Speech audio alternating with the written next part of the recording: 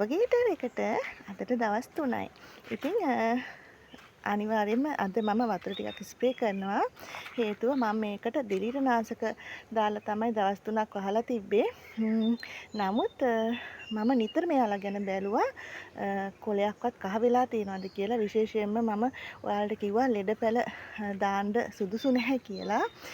අනිවාර්යයෙන්ම වගා මාධ්‍ය පවා පිරිසිදු වෙන්න ඕනේ. පිරිසිදු කියන්නේ දැන් ඇත්තටම කියනවා නම් මම කාබනිකවනේ යන්නේ නේද? ඒ කාබනිකව ගියත් මම ෆිප්‍රෝනිල් කියන ඒවා මේවට දාලා තියෙන්නේ. ඒ වගේම දිලීරනාශක ඒවා හරි විදිහට ස්ප්‍රේ කරනවා. ඉතින් කොහොම වෙතත් ළමයි ලෙඩ පැල මේවට දාන්න සුදුසු නැහැ. ඉතින් මේක ඇත්තටම සාර්ථක ක්‍රමයක් වුණාට ගොඩාක්ම අවදානම් ක්‍රමයක්. එහෙම කියන්න හේතුව ඇත්තට මෙතන තියෙනවා පැල 350 400ක් අතර.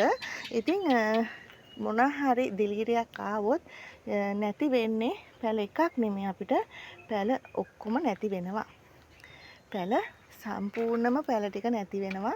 මොකද වහලා තිබ්බම වෙන්නේ එයාලට දිලීර බැක්ටීරියා වර්ධනය ඉතාමත් වේගවත් වෙනවා. ඉතින් ඒක නිසා ඔයාලට කිව්වේ මම පුළුවන් නම් පොඩියට ඒ කියන්නේ මෙච්චර ඕනේ නැහැ පොඩි ප්‍රමාණයක් කරලා බලන්න ඔයාලට අත්දැකීම් ගන්න. ඒ අත්දැකීම් තුලින් ඔයාලට පුළුවන් ඊට වඩා දියුණු කරගෙන සාර්ථක ගමනක් යන්න. ඉතින් මේ තියෙන්නේ රෝජා පැලයක්. ඉතින් මෙතන සීඩ් වගේම හැම වර්ගයක්ම දාලා තියෙනවා. එතකොට බලාගෙන යද්දී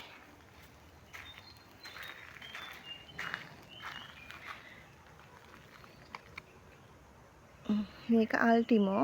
ඉතින් හැම වර්ගයක්ම මෙතන තියෙනවා. විනාශ වුණොත් විනාශ වෙන්නේ සම්පූර්ණම පැල ටික තමයි. ඉතින් හිතන්නකෝ පැල 350 400ක් කියන්නේ මේ පොකුරු ඒවා නැතුව පොට් විතරක්. ඉතින් නැති වුණොත් නැති වෙන්නේ ඔය ඔක්කොම. ඒක නිසා මට අත්දැකීම් තියෙනවා අතු පැල කරපු නිසා. නමුත් ඇන්තුරියම් කියන්නේ චුට්ටක් අවදානම්. මොකද ඉක්මනට ලෙඩ වෙන්න බල නිසා කොලයක්වත් කහ වෙලා තිබ්බොත් ඒක ප්‍රශ්නයක් වෙන නිසා තමයි අද මම මේ චුට්ටක් මේ කරලා වතුර ටිකක් ස්ප්‍රේ කරන්න තමයි හදන්නේ. ඉතින් ඔන්න ඔයාලටත් පොඩියට හරි කරලා බලන්න. ඇත්තට මේක සාර්ථක ක්‍රමයක් වගේම අවදානම් ක්‍රමයක්. ඒ වගේම තව දෙයක් කියන්න ඕනේ විශේෂ දෙයක්. අර එක තැනකට විතරක් උදේ අවුව ඉරව්ව වැටෙනවා. එතනට මං දැන් මේක අරින්න ඕන නිසා තමයි මෙහෙම කරේ. එතනට අනිවාර්යයෙන්ම සාරියකින් මං කවර් කරනවා. ඒ කියන්නේ ඉරව්ව එක එල්ලේ වැටෙන්න දෙන්න එපා. ඔයාලා මෙහෙම හදනවා නම්. හේතුව ඒ කියන්නේ රස්නේ කියන එක බලපෑවොත් මෙයාලට වැටුනොත් ඇතුලේ තැම්බීමකට ලක් වෙනවා. ඉතින් මම ඇත්තටම මෙතන අපේ ලොකුම ලොකු කජු ගහක් තියෙන්නේ පිටිපස්සේ තවාන තියෙන එහා පැත්තේ. ඉතින් මේ පේනවද? ඉතින් කජු ගහ යට පෙරිලා එන අවුවක් තමයි. ඉතින් ඒ වුණත් මම මෙතන අවදානමින් බලනවා කොයි වෙලේද ඒ කියන්නේ මට නිසි අවබෝධයක් තියෙනවා ඉරව්ව ගැන මෙතනට වැටෙන්නේ කොහොමද කියලා. මෙතන කොහොමත් අතු පැල කිරීම කරපු තැන. ඉතින් ඒක නිසා අනිවාර්යයෙන්ම ඒක ගැන බලන්න. ඒ කියන්නේ ගස් හේවනේ තමයි මේවා හදන්න ඕනේ. ඒ වගේම මෙන්න මේ බට මේ කොයි වෙලේවත් ඔයාලා මේවට ලී ගන්න එපා. ලී ගත්තොත් එන්නේ ළමයි පුස් අල්ලලා අනිවාර්යයෙන් ඒවයි තියෙන දිලීර ආසාදනක් මේවට එනවා. ඒක නිසා අනිවාර්යයෙන්ම මෙන්න මේ බට ගන්න ඕනේ. මේවට නම් වැලි පුරවලා තියෙන ඇතුළට. ඒ වගේම හරි පිරිසිදු වෙන්න ඕනේ. යටට මම දාලා තියෙන කළු ඉටි කොලේ ඒකටත් හේතුවක් තියෙනවා. ඉක්මනට මුල් අද්දනවා මෙයාලා. ඒ වගේම මේක හොඳටම සීල් වෙන්න ඕනේ පොළවට. ඒ කියන්නේ හදිසිය වැස්සොත් හරි මොනම කිසිම ප්‍රශ්නයකින් මේක ඇතුළට ඒ කියන්නේ කිසිම ප්‍රශ්නයක් වෙන්න බෑ, යන්න බෑ. ඒ කියන්නේ වැස්සොත් වැහි වතුරවත් මේක ඇතුළට යන්න බැරි වෙන්න සම්පූර්ණයෙන්ම පොළොවටම සීල් වෙන්න ඕනේ. ඔන්න ඔය කාරණා ටිකත් මතක තියාගන්න. මගේ මේ එකම එක තැනකට තමයි මේ ඉරව්ව වැටෙන්නේ පේනවද? ඉතින් එතනට මම සාරියක් කවර් කරනවා. ඔය උදේ ඉරව්ව විතරයි එතනට වැටෙන්නේ. ඔන්න ඔය දේත් මතක තියාගන්න ළමයි. ඉතින් මේ දේ සාර්ථක වෙන්න ඕනේ. ඒම කියන්නේ මට අත්දැකීම් තියෙන නිසා මම කියන්නේ මම පොඩියට නෙමෙයි කරේ අතු පැල කිරීම කරන ඒවා ලොකුවට. එතකොට මෙතන තමයි මම මේ ටික තමයි මම මේ සඳහා තෝරගත්තෙත්. ඉතින් එකක් නෙමේ මේක සාර්ථක අන්තෝරයෙන් වලට මේ මම අලුත් මේක. ඉතින් මේක සාර්ථක වුණොත් අනිවාර්යෙන් මම මේ දිගටම ප්‍රොපගේට් හදනවා.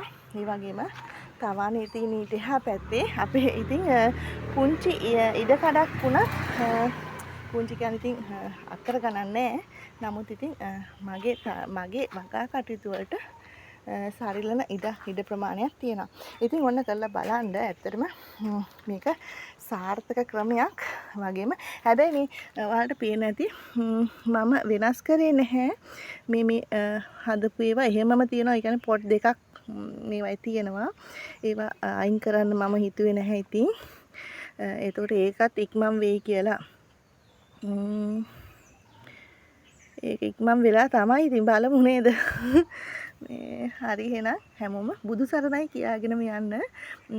මොකද ඔයාලට වෙන අය පෙන්වන්නේ නැහැ මේවා. ඇත්තම කතාව නේද? මනුස්සන්ගේ. නමුත් මම මෙතෙක් දුර ආවේ ඔයාලගේ ආශිර්වාදය නිසා. මට තිබ්බ ප්‍රශ්නත් එක්ක මේ වෙන කෙනෙක් නම් ඇත්තටම මේ අත්හැරලා දාලා වගාව අත්හැරලා දාලා. ඉතින් ඒක නිසා ඔයාලගේ ආශිර්වාදය මට නිරන්තරවම ලැබුණා. ඉදිරියටත් ලැබෙනවා. මම මේක දන්නවා. එක්කෙනෙක් දෙන්නෙක් හැරුණම ඉතින් එහෙනම් වෙන අය වගේ නෙමෙයි මම හැමදේම ඔයාලත් එක්ක බෙදා හදා ගන්නවා. මොකද මට ඕනේ තනි ගමනක් නෙමෙයි ළමයි. ඔයාලවත් ඇදගෙන යන්න ඕන ගමනක්. වැඩේ හරි ළමයි. වතුර ස්ප්‍රේ කරා, සීල් කරා, අවු වැටෙන තැනට සාරියක් කවර් කරා.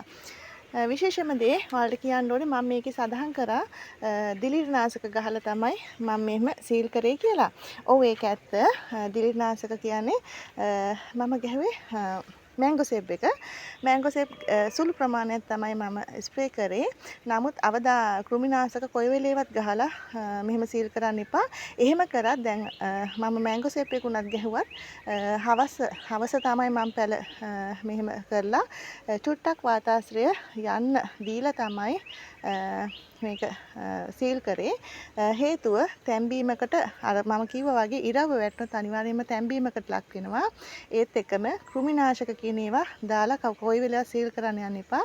එහෙම වුණොත් අනිවාර්යයෙන්ම මේක ඇතුලේ අර ඒ කියන්නේ රසායනික ප්‍රතික්‍රියාව රස්නේ වැඩි වෙලා තැම්බීමකට ලක් වෙනවා.